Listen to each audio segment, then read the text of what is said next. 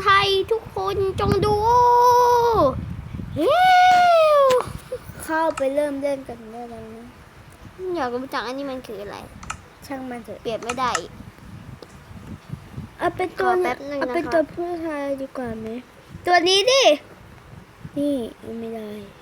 ไม่ได้แต่แบบนี้ อย่าขอรูปให้ ผู้ชายตัวแบบไหนดีนี่อ่ะสวิงเลยไหม ทำจังพี่โอโหเอาอันนั้นเลย โอเคครับ วันนี้เราจะมาล่าเอนเดอร์แมนกันนะครับไปจะเป็นยังไงไปดูกันเลยเรามีแขกรับเชิญพิเศษก็คือน้องนีน่านะครับปรบมือให้น้องนีน่าดังๆเลยสวัสดีครับโอเคแล้วก็เขา เดี๋ยวนีโอของเต็มไปหมดเลย เราจะไปเอาเอเดอร์เพล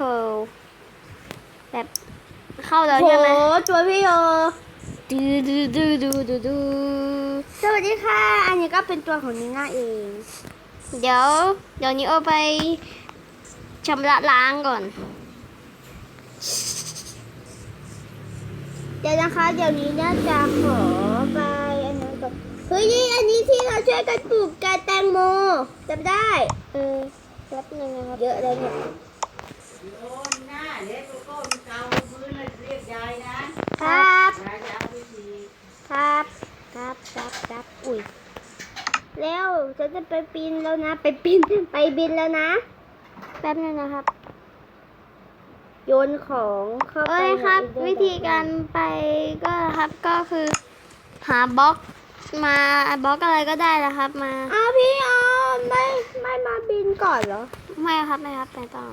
อ้าว เอาบล็อกไม้แล้วกัน อ่ะ ลงไปแล้ว เดี๋ยวเราเขาก็อย่าเพิ่งปาฮึ ผู้เล่นบิน เดี๋ยวปรับบินก่อนผู้เล่น โอ้ยหิวอ่ะ มีแตงโมอยู่กินอร่อยจังเลยเตรียมดับ เฮ้ยเดี๋ยว มีพวกบล็อกไหมน่ะ ฮะมี โอเค มีแค่หนึ่งอัน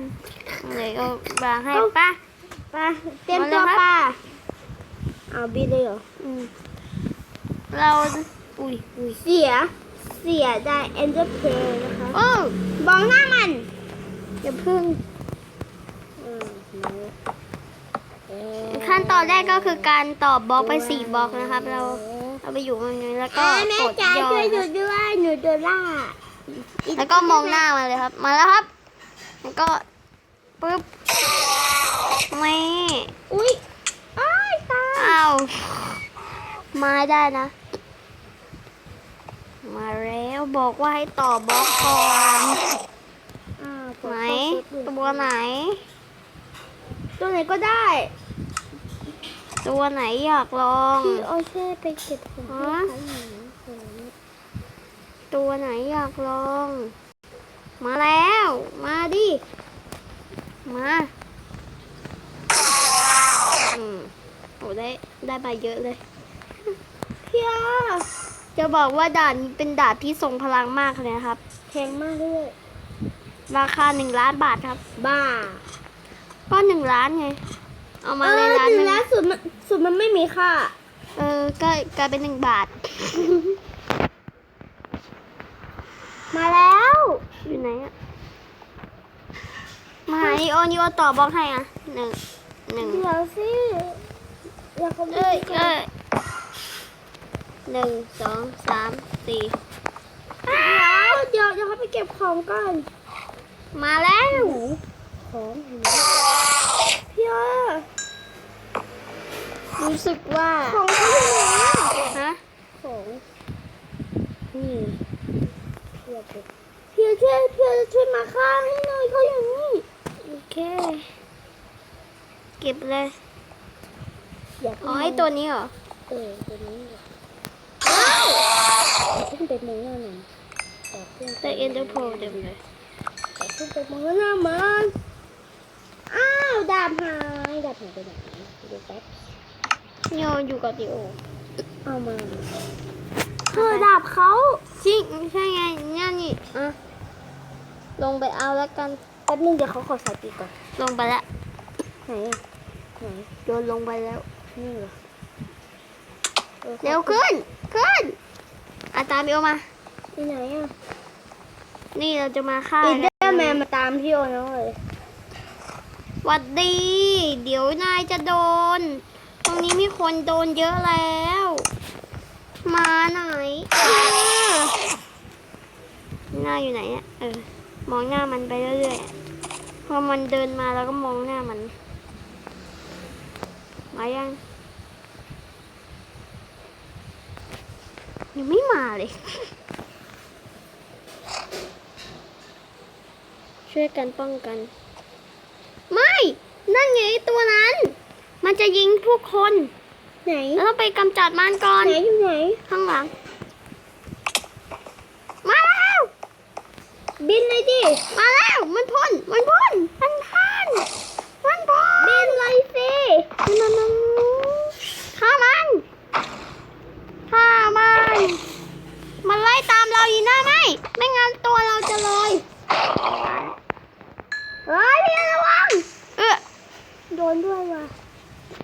เฮ้ยคิดว่ากล้าเหรอ นี่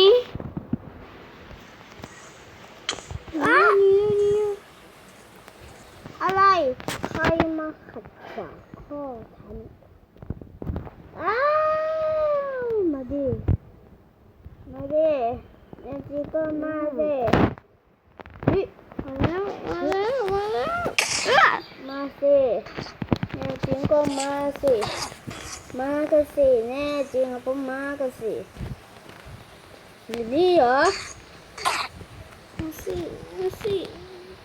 เฮ้ยแต่ได้แล้วต้องการเหรอไหนนี่เหรอโอ้ เฮ้ยโยลอยโยโดนพิษ เขาก็โดนเหมือนกัน มันลอยเลยแหละ ใช่มาแล้วใช่ไหมมา ไหน มา ด้วย มาเด้ที่นี่เคยเดินมาแล้วสอนด้วยโหฆ่าได้อย่างสบายมากเลย ใช่ไง มันนี่เย่ตายแล้วแล้วเอามาดิมองหน้ามัน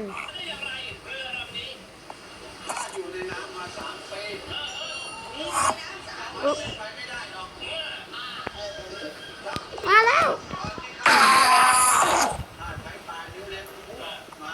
นี่เร็วสิวะ ดี โอ้โหเพียได้เป็น เป็นกองเลย แต่ของเขามันไม่เป็นกองอ่ะ มาแล้วเดินมาแล้ว ว้าย โอเคโยไปเก็บก่อน มาได้แล้วว้าย ดีน่าช่วยเก็บหน่อย ของเต็ม อินเดอร์ นะ ไอ้ระวัง ไหน เดี๋ยวเขาฆ่าอินเดอร์ก่อนอยู่ไหนอยู่นี่ใช่ไหม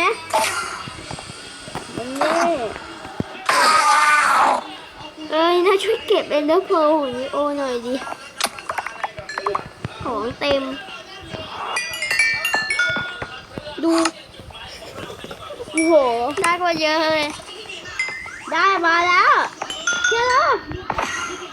นี่ครับคือวิธีการง่ายๆครับไป ล่าได้อย่างสบายมาก โอเคครับสำหรับวันนี้ขอตัวลาไปก่อน อย่าลืมกดไลค์ กดแชร์ กดซับสไครต์ด้วยนะครับ เดี๋ยวครั้งหน้านะครับเราจะไปซิตี้กันนะครับนี่ แต่เดี๋ยวครั้งนี้เราจะขอฆ่าเอเดอร์แมวก่อนนะ อิ คน รับ เดอร์แมว เพราะมันเสียงเหมือนแมวมันวิตูมเดี๋ยววิตูมมาจากไหน มาแล้ว โอเคครับบ๊ายบายครับ บ๊ายบายค่ะอย่าลืมกดไลค์กดแชร์กดซับสไครต์ด้วยนะคะ เดี๋ยวครั้งหน้าเราก็จะไปเอนเดอร์ซิตี้กันนะคะ เดี๋ยวขอฆ่าอินเดอร์แมนให้ตายก่อนดีกว่านะคะบ๊ายบายนะคะบ๊ายบายค่ะมาแล้ว